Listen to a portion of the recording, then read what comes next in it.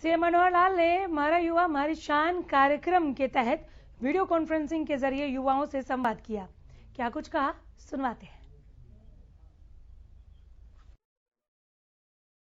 नमस्कार सर, मेरा नाम सिमरप्रीत कौर है। मैं अंबाला हरियाणा से बिलोंग करती हूँ। सर, मेरा सवाल आपसे नशे को लेकर है। सर, युवाओं में नशा बढ़ता जा रहा है। हालांकि हरियाणा सरकार ने पहले भी कई प्रयास किए हैं नशे को कम करने के लिए, पर कहीं ना कहीं ये देखा जा रहा है कि नशे को कम करने के लिए और प्रयासों की जरूरत है। तो सर, आपका इसके बारे में क्या कहना है? बहुत ही गंभीर ये प्रश्न सिमरप्रीत कौर बहन ने उठाया है और हम सब लोग इससे बड़े चिंतित हैं। कारण क्या है कि नशा करने वाला एक चिंता तो वो है, खास करके युवा मन जो है वो बहुत, जैसे मैंने कहा कि विचलित होता है, ऐसी चीजों के प्रति आकर्षण उसका हो जाता है। दूसरा जो बड़ा कारण है कि जो ड्रग्स का व्यापार करने वाले लोग जो है, इसका जो बिजनेस करने वाले लोग हैं और स्मगलिंग खास करके दूसरे देशों से भी होती है, उसका बड़ा कारण है कि इसमें पैसा बहुत बड़ी मात्रा में इन्वॉल्व है और वो पैसा कई बार तो एंटी नेशनल एक्टिविटीज में भी लोग प्रयोग करते हैं। तो इस प्रकार ये दोनों बातें ही हमारे लिए बहुत ही गंभीर हैं, चिंतनीय हैं। इसके लिए हमने एक तो ये किया है कि आसपास की स्टेट्स का मिल करके एक ज्वाइंट एफर्ट हमने बनाया है और पंचकुला में ही 8 स्टेट्स का एक कार्यालय, बल्कि उसका आज से 5 साल पहले मैंने स्वयं इनिशिएटिव लिया था। ऐसे सब मुख्यमंत्रियों को और वहां के जो पुलिस के अधिकारी हैं उनको बुलाया था। उसमें से बहुत से सुझाव आए थे और वो हमने एक कोऑर्डिनेशन के लिए एक कार्यालय पंचकुला में बनाया है। सभी प्रदेशों का एक एक व्यक्ति वहां के बैठता है और उसमें डाटा शेयरिंग होता है। उसमें जो भी कोई एक्टिविटीज जहां कहीं चल रही है उनके ऊपर ध्यान रखा जाता है, ज्वाइंट ऑपरेशन होते हैं। और साथ ही हरियाणा के अंदर एंटी नार्कोटिक्स ब्यूरो हमने बनाया है और पिछले वैसे तो पिछले क्या, जब से शुरू किया है, हर महीने बहुत बड़ी मात्रा में और इस प्रकार के जो पदार्थ हैं, नशीले पदार्थ, वो पकड़े जाते हैं और पकड़ने के बाद ऐसे लोगों को सजा भी देते हैं। पिछले 2-3 महीने में ही सैकड़ों केस ऐसे हुए हैं। जगह जगह गांजा है, सुल्फा है और बहुत से ऐसे जो प्रकार हैं, बहुत प्रकार तो हमें ही नहीं पता लगता कि क्या क्या प्रकार नशीले लोग बच्चे जो है वो करने लग जाते हैं। बड़ी हैरानी हुई मुझे कि जो छोटी छोटी दैनिक उपयोग की वस्तुएं हैं उसको भी, यानी जो बूट की पॉलिश, इसको लोग खाने लग गए, इसमें से नशा करते हैं। यानी ये जो बाम होता है, बाम जो सिर दर्द होता है और हम कभी लगा लेते हैं अपने माथे पर, अपने जुकाम हो जाए तो उसका उपयोग करते हैं, उसको खाना शुरू कर देते हैं। हालांकि ये बातें मुझे सार्वजनिक तौर पर नहीं कहनी चाहिए थी, क्योंकि जिनको नहीं भी पता हो वो भी कहीं ऐसा ना हो कि उसका प्रचार करना शुरू कर दें। लेकिन फिर भी आपको जानकारी इसलिए होनी चाहिए, ये समझाना अपना भी काम है।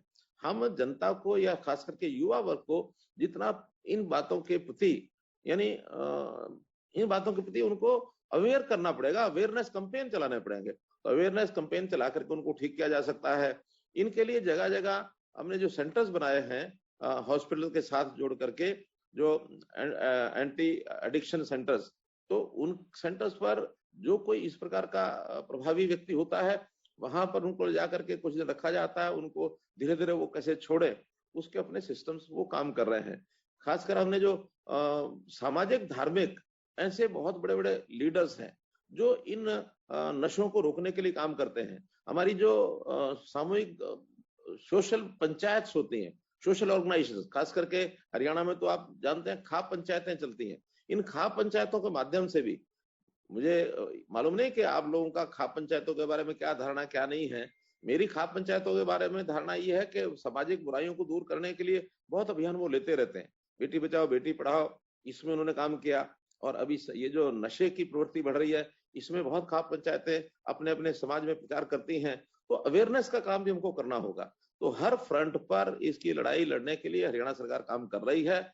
आपसे भी अपील है कि आप अपने ऐसे युवा साथी जो इस संकट में घिर गए हैं, और कई बार ये आदत लग जाती है, एडिक्ट हो जाता है व्यक्ति, तो एडिक्शन के बाद उनको छुड़ाने के लिए हर प्रकार के मेथड जो सुझाए जा सकते हैं उनको सुझाने चाहिए, उनको वहां सेंटर्स तक पहुंचाना चाहिए और अपने व्यक्तिगत संबंधों का भी इसमें उपयोग करना चाहिए, ताकि हमारी युवा पीढ़ी वो ठीक दिशा में आगे बढ़े, इस कुचक्र में न फंसे। ऐसा मेरा आप लोगों से अपील है।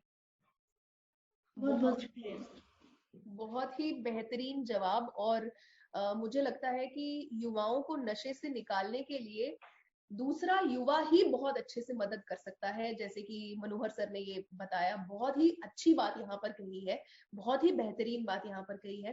तो मनोहर सर, यहाँ पे सवाल एक नहीं है, बहुत सारे हैं, और युवा एक नहीं है, बहुत सारे यंगस्टर्स जो हैं वो आपसे सवाल पूछना चाहते हैं।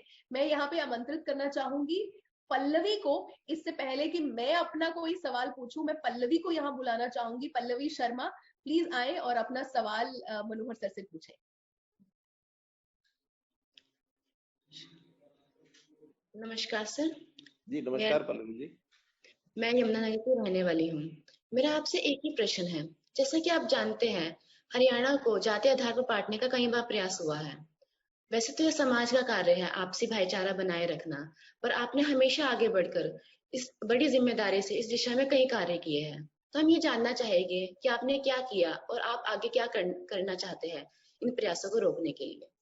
पहली बात तो मुझे इस बात की खुशी हो रही है कि आप युवाओं के मन में, यानी जो प्रश्न हमारे मन में बार बार उठते हैं कि बहुत घातक हैं समाज के लिए, ऐसी चीजों को कैसे ठीक करना चाहिए, चाहे वो नशे की बात पहले आई, चाहे जातिवाद की बात आई, बहुत ही एक भयंकर, जिसको कहना चाहिए कि नासूर हमारे यहाँ बना हुआ है और हर चीज को जातिगत आधार के ऊपर तोलते हैं। जबकि ये भी मुझे जानकारी है कि जब युवावस्था में व्यक्ति होता है, युवावस्था में ये चीजें बहुत बुरी लगती हैं।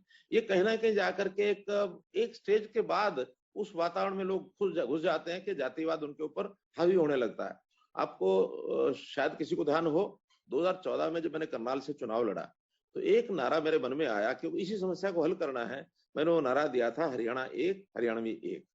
हरियाणा एक हरियाणवी एक का अर्थ ही है कि हम सब हरियाणा के लोग हैं और हमको हरियाणवी बन करके रहना है, जातिवादी बन करके नहीं कि मैं पंजाबी हूँ, मैं जाट हूँ, मैं ब्राह्मण हूँ, मैं अनुसूचित जाति का व्यक्ति हूँ, मैं कोई बैकवर्ड क्लास का हूँ, गुजर हूँ, यादव हूँ। ये सारी जातियों के लोग अपने अपने तरीके से जिसको कहना चाहिए, इसको वोट के खातिर जो उपयोग करते हैं, जो इन जातियों के लीडर होते हैं, वो इन जातियों को वोट के खातिर बांध के रखते हैं ताकि जाति का नाम लेंगे, क्योंकि जाति तो जिसकी है वो तो पैतृक उसका एक, जब जन्म है जन्म से जाति है और जन्म से जाति व्यक्ति होती है तो मन में उसे निकलती नहीं है। उसको उभार दो भावनाओं को ताकि उसको अपने साथ जोड़ के रखो। अब वो समाज में आज 21वीं सदी में किस प्रकार की व्यवस्था हमको, राजनीतिक व्यवस्था चाहिए, शासन व्यवस्था क्या चाहिए, विकास कैसा चाहिए, आगे बढ़ना है तो युवा पीढ़ी को कैसे आगे बढ़ाना है, 21वीं सदी की डिमांड कुछ और है। लेकिन अभी भी हमारा एक वर्ग, सब नहीं है इसमें, लेकिन एक वर्ग पहले से कम है, ये भी मानता हूं। जो आज से 25-40 साल पहले जो जातिगत व्यवस्थाएं राजनीति में खड़ी होती थी, आज वैसी नहीं, आज तोड़ दी गई हैं। अब इसको तोड़ने के लिए एक तो जैसा पहले मैंने बताया, अवेयरनेस वो जरूरी है। दूसरे, बड़े टारगेट्स ये कई बार समाज के सामने रखने पड़ते हैं। अगर बड़े टारगेट्स न रखे जाएं तो व्यक्ति छोटे टारगेट में फंस जाता है। मैं आभारी हूं अपने देश के प्रधानमंत्री जी का, जिन्होंने एक आह्वान दिया कि देश पहले बाकी सब बाद में, नेशन फर्स्ट। इस थ्योरी पर वो आए कि अपने देश को दुनिया में एक बड़ा हमको एक बड़ा स्थान दिलाना है। यानी अगर शब्द प्रयोग करूं तो विश्व गुरु बनाना है। विश्व गुरु का अर्थ होता है कि दुनिया में सबसे पहला राष्ट्र हमारा पहला देश क्यों ना बने, जो कोई काम करे वो देश के लिए करे, चाहे वो फिर हमारे देश का युवा है, चाहे हमारा चाहे प्रौढ़ है, चाहे पुरुष है, चाहे महिला है, चाहे कोई वर्ग है, काम अपने लिए करेंगे हम, जीवन यापन अपना